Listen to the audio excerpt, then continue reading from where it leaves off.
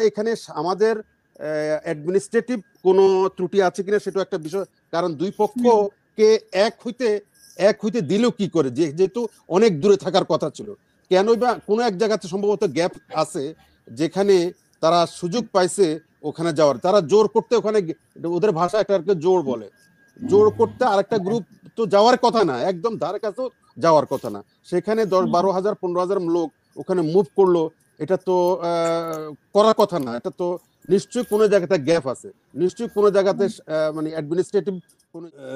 আসসালামু আলাইকুম, ধন্যবাদ।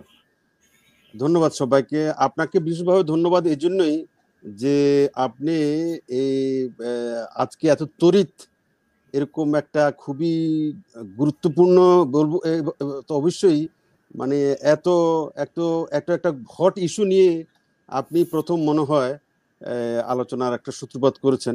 আলোচনার বিষয় না, বিষয়টি আমরা জানার চেষ্টা করছি আপনি এবং আমরা। অনেকে অনুরোধ করছে যে হুজুরদেরকে আনার জন্য, বাট হুজুরদের, আমি সরি, হুজুরদের নাম্বার আমার কাছে ছিল না। আপনি যে আপডেট, অনেক বেশি আপডেট, এটার আবার আপনার প্রমাণ রাখলেন।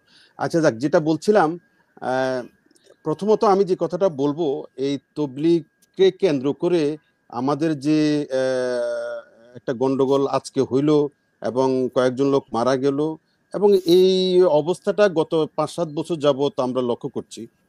আমি প্রথম যে কথাটা বলতে চাইবো, এটা নিয়ে আমরা যারা ইসলামপন্থী আছি, মুসলমান আছি, বা যারাই থাকি না কেন, এতে আমাদের ইসলাম গেল, মান গেল, জাত গেল, এত হাউতাস করার তেমন কিছু আমি এগুলোতে দেখি না। কারণটা হচ্ছে এটাই, ইসলামের ইতিহাস যদি আমরা দেখি, এগুলো আমাদের ইসলামের মধ্যে, আমরা তো 73 ফেরকার দল, জানেন তো নিশ্চয়ই, মুসলমানদের মধ্যে 72-73 ফেরকা আছে, দল উপদল আছে, থাকবে, এটা ইসলামের শুরু থেকে ছিল এবং কিয়ামত পর্যন্ত এটা থাকবে। এবং এটাতে আপনি এটা কনক্লুশন টানতে পারবেন না যে কোন পন্থী সঠিক, কোন পন্থী ব্যাঠিক, কে হকের পথে আছে, কে বাতিলের পক্ষে আছে, এটা বলাও কিন্তু খুবই মুশকিল। সবাই হকের পক্ষে আছে এবং সবাই বাতিলের পক্ষে আছে, ব্যাপারটা এরকম আর কি। এটা নির্ধারণ করবে আল্লাহ বা পরকালে। তো এই ইসলামের মধ্যে এই জাতীয় ঘরানা, এই জাতীয় মানে ইসলামকে বুঝার না বুঝার এই প্রবণতাটা আমরা ইসলামের শুরু থেকে, নবী ইসলাম থেকে, তারপর খোলাফা রাশিদিন, তারপরে উমাইয়া খেলাফত, আব্বাসী খেলাফত, এবং তার পরবর্তীতে সমস্ত মুসলমান সাম্রাজ্যে, মুসলমান যুগে, মুসলিম খেলাফতে এগুলো কম বেশ ছিল।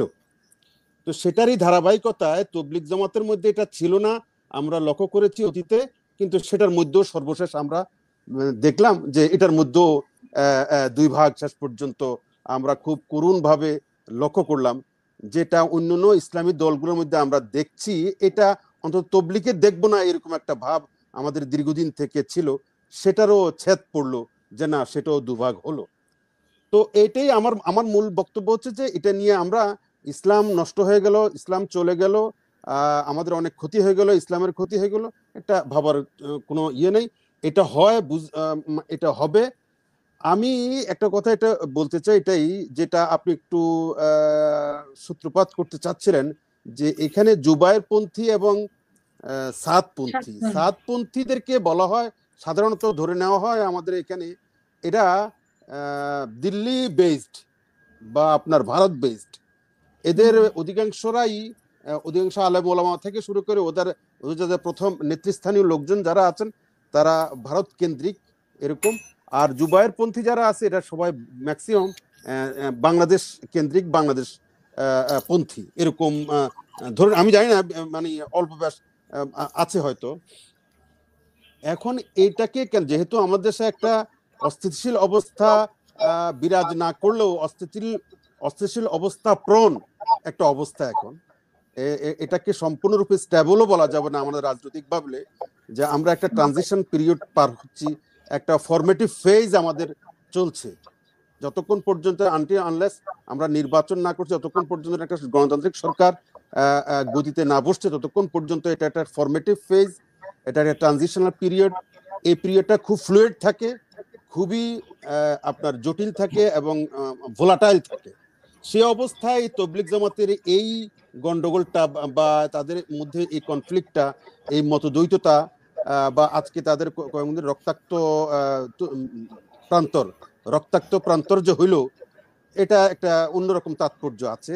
সেটা এর আগেও আমরা দেখেছি। আমরা যদি ব্যাকগ্রাউন্ডটা ধরি গত কয়েকদিন যাবৎ ভারতবর্ষের সাথে আমাদের যে টানাপোড়েন যাচ্ছে, ভারতবর্ষের সরকারের সাথে আমাদের সরকারের সাথে, ভারতবর্ষের জনগণের সাথে এবং আমাদের জনগণের সাথে এই যে এক ধরনের টানাপোড়েন, টেনশন, উত্তেজনা, টান টান বলে যাই বলি চলছে, অস্বীকার করার উপায় নাই।